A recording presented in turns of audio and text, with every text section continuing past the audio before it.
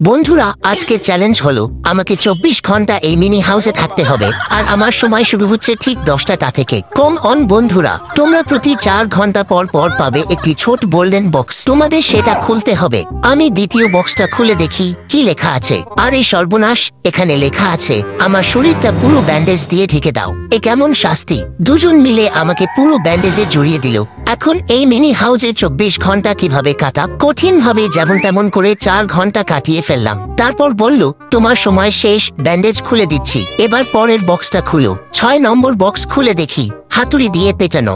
আরে বন্ধুরা, দুজন গার্ড তো আমাকে মেরেই ফেলবে। আমার খুব কান্না পাচ্ছে আর তীব্র ক্ষুধাও লেগেছে। চলো এবার পরের বক্স খুলি। আরে বাহ, এখানে লেখা একে খাবার দেওয়া হোক। হ্যাঁ, এখনই খাবার চাই। আরে ওহো, খাবার তো এসে গেল।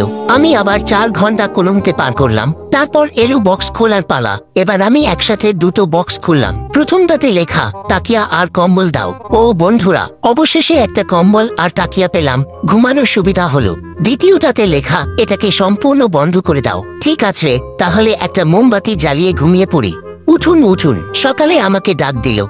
তা জানার আগে আপনি যদি পরিষ্কার পানি খেতে ভালোবাসেন তাহলে লাইক আর সাবস্ক্রাইব করুন, আর আপনি যদি খারাপ পানি খেতে ভালোবাসেন তাহলে কমেন্ট করুন।